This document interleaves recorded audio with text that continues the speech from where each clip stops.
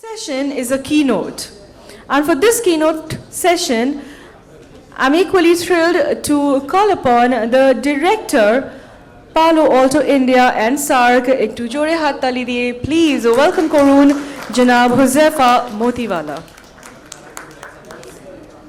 Hello everyone. Thank you so much, sir. Thank you. Thanks a lot. Really appreciate it. Hello everyone. I'm back. Before I get my clicker. Good, the slide is here. I think you heard me speak before. I'm Huzefa Motiwala. I lead the pre-sales team or the solution architects team for Palo Alto Networks India and SAARC, based in Mumbai. Without further ado, I think we just have 15-20 minutes to go. How many of you are aware of cybersecurity as an industry? A show of hands. Very nice, very good. So I'm going to make this very, very simple. I'm going to share what's happening in terms of cybersecurity, why people are awake all night in fear of this. But for that, I need you to take a step back and take a look at this. And I'm saying the good old days. How many of you remember one virus called I Love You? You remember this? How many of you remember this? Very nice. Do you know when it came in? It came in as an attachment in an email and it was a worm. It came in around May 5th, just about May, in the year 2000. We are talking about 24 years ago. It disrupted close to thousands and thousands of Windows machines. The cost associated with it was $25 billion. So you might say, why I'm saying good old days? There was so much chaos caused by this one single virus. The reason I'm saying this is everybody in cybersecurity slept well before that. Then this virus came, they took care of it, remediated the machines, and they went back to sleeping. Everything is fine. Cybersecurity was good that day. You take care of one incident, you go back to your conundrum. Cut to the chase now. It's a different behemoth. It's fairly different. How many of you heard about what I spoke about AI in my inaugural? You were here, right? So not only has cyber attacks become more sophisticated with the use of AI, but also rampant. And I spoke about how they're sort of changing the nature of attacks. Very unique, very different. That's number one, right? Number two, cybersecurity has become an industry. Are you familiar with GDP? Every country has a GDP. You know which are the top 3, top 5? Tell me. Let's make this interactive. You'll enjoy it. I will also enjoy. Come on. Who's the number 1 country in the world with GDP? US. One day. US, then China, now Japan, France, very closely India is 5th. It is stated that if I take the entire cost of cybersecurity breach in the world and I put that across, it's going to be $10.5 trillion. So if cybersecurity was a country, it would be number 3 after US and China. That's the cost of impact that we are talking about, right? Last but not the least, targets have expanded. This is also very interesting. I said earlier, right, that you don't need to be a cybersecurity expert to attack. You just have to be a college-going kid. There are enough tools available now with Warm GPT. So actually, ransomware, you're aware, right? Ransomware is taking control of the machine and you're asking somebody to pay your own machine to unlock that machine. You know, that has become as a service. Just you have software as a service, you have ransomware as a service. All you need is a motivation and some money and say, go and attack that. There will be somebody who will be providing you with this entire thing as a service and the share of profit is divided among them. That's what we're talking about. So, in the current state of mind, your organization's IT team, CISO team is actually going crazy, right? There is a presumption of failure which already exists. People are starting with this assumption that hacks will happen. If it's not a question of if, it's a question of when. when I'll be hacked, right? A presumption of failure exists. So how many of you have seen your counterparts, if you're in the cybersecurity field, sitting with your heads in your head, highly frustrated in the face of this? And so do you sit like this, or do we need to do something? We need to, right? And it's not that nothing is being happening. There exists some sort of frameworks in terms of people try and put in. I'm also going to use this time and put some framework, very basic framework, but then I'll also tell you why it is a challenge to implement that framework, right? So step number 1 is very basic. You have your systems in place, your users, your applications, your infrastructure, just harden them. Ensure that all those permissions and passwords and the vulnerabilities are taken care of. Very basic, foundational, one-on-one. This only makes your attacker work harder. It's not as easy as walking into a park and doing that. Don't keep your password as your mother's birth date or your girlfriend's name. As simple as that, right? Make it harder so that they need. It's not that you will not be hacked, but at least you're making it harder for them to use other means. So number 1, foundational, attack these. What do you mean by attack surface? Attack surface is nothing but all these exposed applications, devices, data that's out there. Anybody can access via the internet, right? You just need to harden that. Once you've taken care of that, the second step is to implement some sort of zero trust policy. What is zero trust? Zero trust, by the name, suggests that there should be no implicit trust. If I'm using one device, I'm in a B particular location and I'm accessing something, and I move to a coffee shop or an airport, and I'm using some other device to access something, there should be no trust in terms of how you're accessing. Absolutely break it down. Ensure that each connection is continuously vetted. So no overly access. If I am from the HR department, I have no business looking at the sales data. If I'm from the sales department, I have no business looking at the financial aspect of it. So demarcate permission, right? Zero trust. Once you've done these two, then comes the interesting part. How do you ensure that all the known attacks that has ever happened anywhere in the world, you put in enough tools and processes to protect that? Simple, right? Once you've taken care of all the known attacks, which means somebody has seen this before and that knowledge exists. The next comes is what? Unknown attacks, which is what you called as 0 day.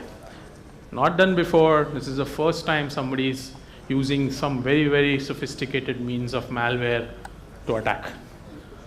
Yet you need to have enough abilities in your tools based on the behavior of that file or the user to understand that this is not seen before, but something is fishy, hence I need to block it. So unknown attacks. So known attacks, unknown attacks. Last but not the least, it should be natively integrated. All of your security, all of your cybersecurity policies should be same, consistent, irrespective of whatever the user is, whatever that application, wherever the infrastructure is. Simple. It could be serving your end customers, your employees. You can't have different mechanisms for different environments, use cases and stuff, right? So 5-step process. But is it simple? Yes, no? Simple. Is it simple to implement? No. Why? There's always a but. I'll tell you 3 reasons. Number 1, scale, unprecedented. Trying all these 5 things for 10 servers, 50 users, 10 applications. Okay. Try doing it for 5,000 users, 3,000 users, accessing through 2,000 devices, accessing applications which are in maybe 50s, residing all across in your data center. It's impossible. It's complex. You can't apply these 5 very simple basic principles to once scale comes in. So that's the number 1 issue. Number 2 is disruption. I have no qualms in standing here and admitting that we got paranoid by cybersecurity. We can't afford one single packet drop, one single misconnections. There has to be some amount of risk acceptable against a lot of cybersecurity. the idea of cybersecurity is the business agility should continue. Cybersecurity should be bolt on. It should not be secondary. It should be first thought of. It should not be an afterthought. But at the same time, we should be able to accept some disruptions, right? Last but not the least, and this is one of the favorite things, especially for regulated industries, if there are banking people here, I don't know, they love to see compliant. Compliant hai, my job is secured. Security is secondary. It cannot be, right? I'm not saying compliance is not important, but it cannot be, one against the other. Both are equally important, right? So this is the challenge that we spoke about. But at the same time, we feel that this is a solvable problem. And I'm a technology guy, and I'll tell you why this is a solvable problem. Number one, there are 3 reasons. Number one, whatever I spoke about, right? The ability to know all these unknown attacks, known attacks, hardening surface, everything was earlier not possible because we were running all of these tools in your premises, in your environment, on your hardware and stuff. Not scalable. But now, all of these securities can run in the cloud, the security solution. It's cloud delivered. So people like us have innumerable power at hand, innumerable machine speeds, scales, and most importantly, data. All of this is like somebody like Palo Alto Networks.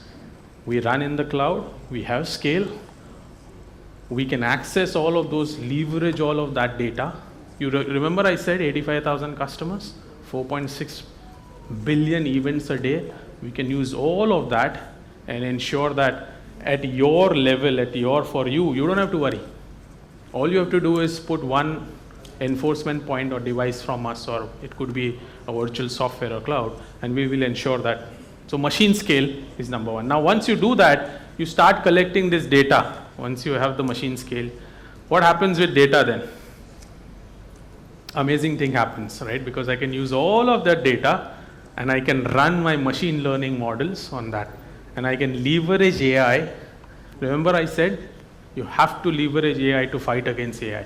So now with all this cloud delivered data enforcement, data collected, I'm going to help and make sure that AI is embedded in cybersecurity, and I can run at pace with whatever attacks which are coming, right? And last but not the least, this is interesting. In the cybersecurity world, as I said, the biggest enemy is what? How many did you listen? Complexity, thank you. On an average, an organization uses 30 odd tools. There are 3,000 cybersecurity companies on this planet. It's like your local museum, right? You don't need to. You don't need different tools for every different use cases. All you need is one platform which is natively integrated. So integration of cybersecurity tool is our headache, not yours. Right? What you should be worried about is the outcome. And the outcome can be measured in cybersecurity in very simple terms. 2 things.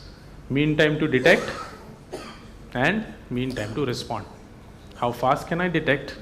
How fast can I? I'll take questions later offline. Sorry, I'm running against time. How soon can I detect? How soon can I respond? Right? So with this platform integration, with us involved in doing and integrating, creating that common data lake, we will give you that ability to. In Palo Alto, by the way, we run our own SOC. Do you know what our mean time to detect is for any attack? Less than a minute. And how fast can I remediate this? In 10 seconds. And our entire SOC is run, we process 36 billion events a day. It is run by how many people? Take a guess. 10. Because it's completely automated, autonomized, integrated, right? So you get the gist. That's why we are very, very optimistic. And with these 3 coming together, and last but not the least, and I want to complete this very, very soon, security in this world, in this time, when you're up against AI, needs to be real time. It cannot be laggard, it cannot be haphazard.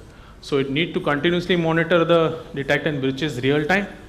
It needs to analyze and respond to the incidents as they happen.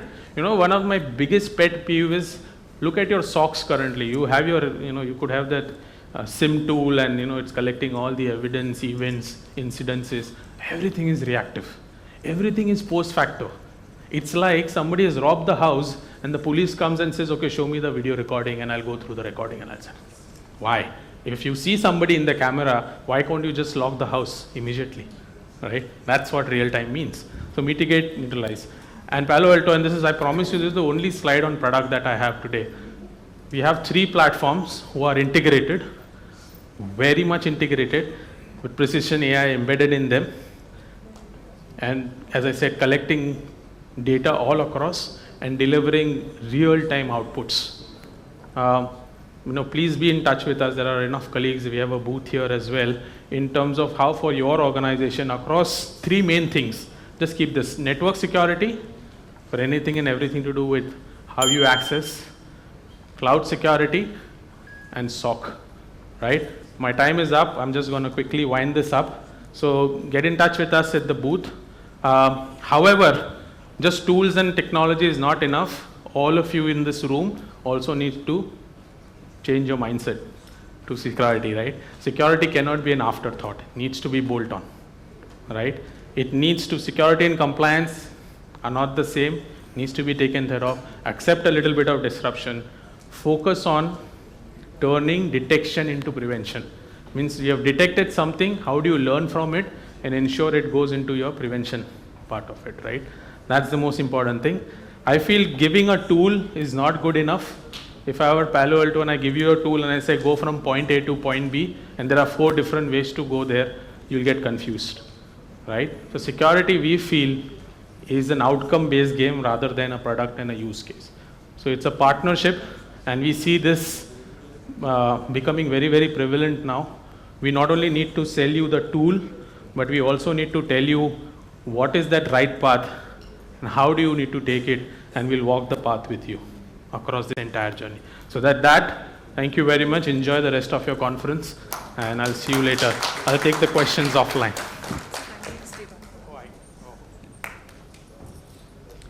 Well, thank you so much, sir, for your presentation, and you were literally on time. You did not take that extra time. Thank you so much. May I now request Dr. Ijazul Haq, SAARC Dhaka, to kindly step up on the stage and present a memento, which is going to be a token of love and appreciation from us to Mr. Huzefa here.